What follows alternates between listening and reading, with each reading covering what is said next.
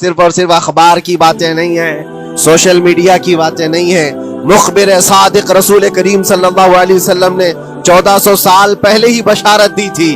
اللہ کے نبی صلی اللہ علیہ وسلم فرماتے ہیں کہ دمشق میں، دمشق کے ابواب یا پھر بیت المقدس کے آس پاس رہنے والوں میں ایک جماعت حصہ ہو. اب اس پر مجھے عرض یہ کرنا ہے، مومنوں کو اگر فتح دیکھنا ہے، اللہ کی نصرت اور مدد دیکھنی ہے، تو یہ دو چیزیں تو برداشت کرنی پڑیں گی. کون سی؟ پہلی چیز اپنوں کا چھوڑ کر بھاگ جانا، اور دوسرا اپنوں کا اپنے سامنے مر جانا. یہ دونوں چیزیں ہمیں دیکھنا پڑے گی. بہت سارے ایسے ہوں گے جو چھوڑ کر جا چکے ہوں گے، دامن چھڑا رہے ہوں گے، بھاگ چکے ہوں گے، اور کچھ وہ ہوں گے جو لڑتے لڑتے اپنی جان دے چکے ہوں گے. یہ دونوں بھی بہت سخت مسئلے ہیں میرے عزیز. انسان کو یہ پگھلا دیتی ہیں چیزیں. اگر آپ کو ایسا لگے کہ میرے اپنے جاننے والے لوگوں میں سے کچھ لوگ مجھے چھوڑ کر بھاگ جا رہے ہیں، تو یہی انسان ٹوٹ جاتا ہے. اس کے دل کی کیفیت بدلنے لگ جاتی ہے. وہ پھر مایوسی کا شکار ہونے لگتا ہے. میری جماعت میں 100 لوگ تھے، 90 تو بھاگ رہے ہیں، 10 کیا کریں گے؟ اس کا اندر سے جو عزم تھا، حوصلہ تھا، وہ ڈاواں ڈول ہونے لگ جاتا ہے. اپنوں کا چھوڑنا یہ بہت بڑی آزمائش ہوتی ہے. وہ کسی بھی میدان میں آپ دیکھ لیں، کسی بھی میدان میں اپنے لوگ اگر چھوڑ دیتے ہیں تو یہ اس کے لیے آزمائش ہے بہت بڑی.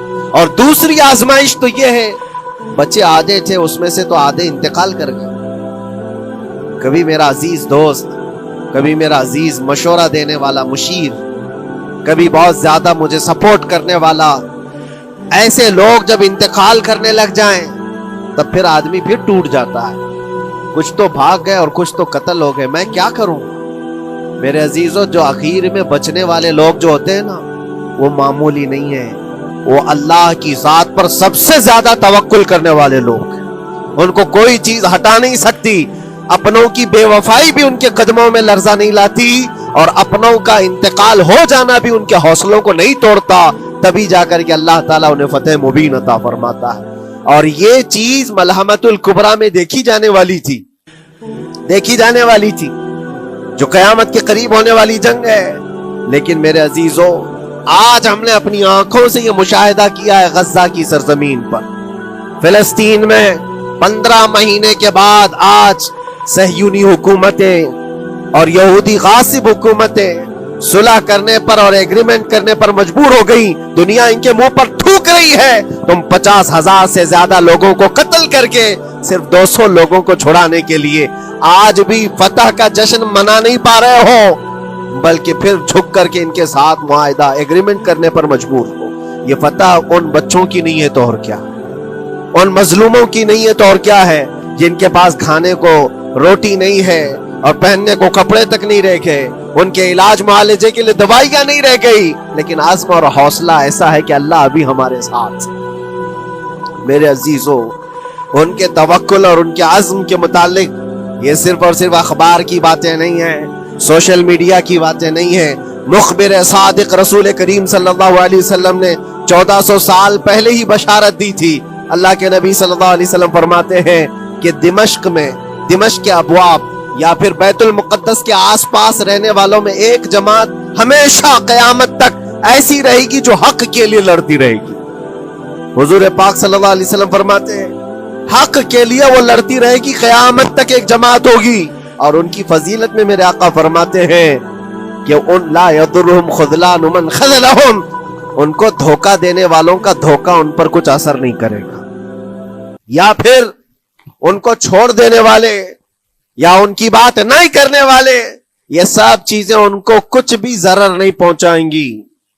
میں اس سے قبل اسی مسجد میں آپ کے پاس اس حدیث کو دہرا چکا ہوں، بیان کر چکا ہوں. اللہ کے نبی صلی اللہ علیہ وسلم فرماتے ہیں ان کو کوئی چیز نقصان نہیں پہنچائے گی. دھوکہ دینے والوں کی دھوکہ دڑی ان کا کچھ نقصان نہیں پہنچائے گی.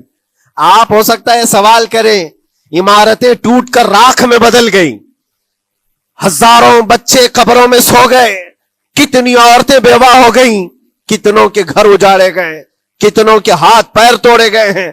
بمباری میں وہاں پر کون صحیح سلامت رہا؟ 2 لاکھ کے قریب لوگ متاثر ہوئے، اور مولانا آپ کہتے ہیں حضور نے فرمایا حدیث میں ان کو کچھ نقصان نہیں ہوگا. یہ نقصان نہیں ہے تو اور کیا ہے؟ ہو سکتا ہے آپ کے ذہن میں یہ سوال گردش کر رہا ہو، آپ بار بار یہ سوچ رہے ہوں گے اللہ کے نبی نے فرمایا ان کو کوئی چیز نقصان نہیں دے گی، دھوکہ دینے والوں کی دھوکہ دڑی سے ان کا کچھ بگڑے گا نہیں. اتنا تو بگڑ چکا، پورا راکھ میں بدل گئے، علاج کرانے کے لیے دوائی تک نہیں ہے، تو پھر کیا؟ اللہ کے نبی نے کیا فرمایا کہ ان کو نقصان نہیں پہنچے گا، ان کو ضرر نہیں ہوگا. پھر یہ ساری تکلیفیں اور یہ ضرر کیا ہے؟ میں بتاتا ہوں میرے عزیزو، جسم کا نقصان، جان کا نقصان، مال کا نقصان، جائیداد کا نقصان، یہ اللہ کے نبی نے نہیں فرمایا. یہ نقصانات مومن کے لیے کوئی معنی نہیں رکھتے. اگر ایمان سلامت ہے تو پوری کائنات سلامت ہے، اور یہ اللہ تبارک و تعالیٰ نے آج تک ان کے ساتھ رکھا ہے. ان کا ایمان محفوظ ہے، ایمان موجود ہے، جس کی وجہ سے یہ سارے نقصانات کچھ معنی نہیں رکھتے. اس لیے کہ یہ تکلیفیں، یہ جو ساری مصیبتیں آئی ہیں، اس پر تو اللہ تعالیٰ نے اجر عظیم کا وعدہ فرمایا ہے، اجر عظیم کا وعدہ فرمایا ہے.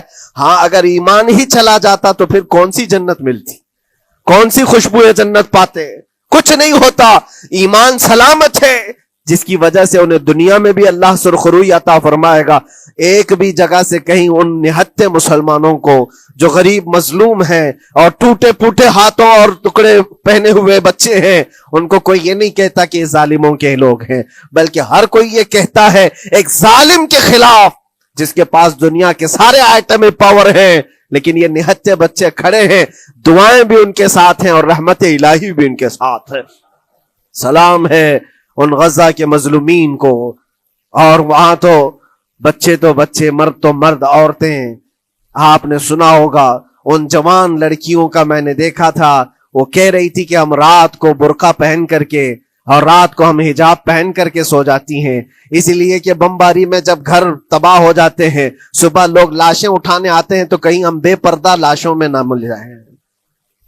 سلام ان بہنوں کو. آج وہ عورتیں سبق لیں ان سے جن کو اللہ نے ہر طرح کی نعمتیں دی ہے. تمہارے گھر میں جائیداد بے پناہ ہے، مال و دولت بے پناہ ہے، کپڑے روز بدلنے کے لیے تمہارے پاس ہیں، سب رکھ کر کے تم عورتوں کو آج ہم بازاروں میں جو بے پردہ دیکھتے ہیں، یہ شادی محلات میں ہر جگہ جو عورتوں کی بے حیائی اور بے پردگی دیکھ کر پھر میں سوچتا ہوں سلام ان بہنوں کو جو موت کی رات بھی حجاب ہٹانا نہیں چاہتی، اس لیے کہ دنیا سے جائیں تو اللہ کی بارگاہ میں حجاب کے ساتھ جائیں. یہ ایمان ہو تو پھر اللہ تبارک و تعالیٰ کی مدد بھی آتی ہے، نصرت الہی آتی ہے. مجھے بتاؤ میرے عزیزو، 50,000 کا خون کر دینے والا وہ ظالم اور غاصب اسرائیل، وہ اپنے 200 قیدیوں کو چھوڑا کیوں نہیں سکا؟ وہ حاصل کیوں نہیں کر سکا 200 لوگوں کو؟ بلکہ ان میں سے 5 لوگوں کو کیوں نہیں حاصل کر سکا؟ 50,000 کو قتل کر ڈالا، اور وہ بھی سیویلینز کو، شہریوں کو جن سے تمہارا مقابلہ ہے، ان کی موت کی تو کوئی خبر ہی نہیں آتی. جو تم سے برسر پیکار ہیں، جو لڑ رہے ہیں، ان کے موت کی خبر نہیں آتی. بچوں کی موت، عورتوں کی موت، ہاسپٹل میں موت. یہ سارا جو ناچ دیکھا گیا ہے 15 مہینے سے ہم دیکھتے آئے، لیکن افسوس اس بات کا ہے میرے عزیزو، اللہ کا عذاب ان ظالم بادشاہوں پر بھی آئے گا جو ان کی موتوں پر دیکھ کر تماشے کر رہے ہیں. وہ اپنی عیاشیوں میں مصروف ہیں، وہ اپنے عیش قدوں میں شراب نوشی اور کباب خوری پر مصروف ہیں، اور ان بچوں کی تڑپتی ہوئی لاشوں پر وہ اپنی کرسیاں سجائے بیٹھے. وہ عرب کے ظالم بادشاہ کہاں ہیں جن کے گھروں میں سونے کے ٹوائلٹ بنائے گئے ہوں، جو سونے کی کرسی پر بیٹھ کر کے حکومت اور تخت بچھاتے ہوں؟ میرے عزیزو، ان کی بھی پکڑ آنے والی ہے، آپ انتظار کرو، کیونکہ اللہ تعالیٰ قرآن میں فرماتا ہے وَسَيَعْلَمُ الَّذِينَ ظَلَمُوا أَيَّ مُنْقَلَبٍ يَنْقَلِبُونَ. ان قریب ظلم کرنے والے یہ پہچان لیں گے کہ اللہ ان کو کس پلٹی میں گرائے گا، وہ کس پلٹی میں، کس کھائی میں جا کر کے گریں گے. اندازہ کرو، ظالم صرف وہی نہیں ہے جو بمباری کرتا ہے اور قتل عام کرتا ہے، ظالم وہ بھی ہے جو تماشائی بن کر کے لوگوں کا سپورٹ کرتا ہے، ان لوگوں کو سراہتا ہے جو ظلم کر رہے ہیں. افسوس کا مقام ہے، وہ چیختے رہ گئے، چلاتے رہ گئے ہیں، اور پھر اخیر میں وہ بچوں نے پکار کر کے یہ بھی کہا ہمیں کسی جگہ سے مدد کی امید نہیں ہے، نہ ہمارے پڑوسی ملک سے، نہ کسی بہت بڑے مسلم بادشاہ سے. ہمیں امید ہے فتح کی اور مدد کی تو پروردگار عالم سے ہے. اور یقیناً مومنوں کے لیے اللہ نے یہی فرمایا وَعَلَى اللَّهِ فَلْيَتَوَكَّلِ الْمُؤْمِنُونَ،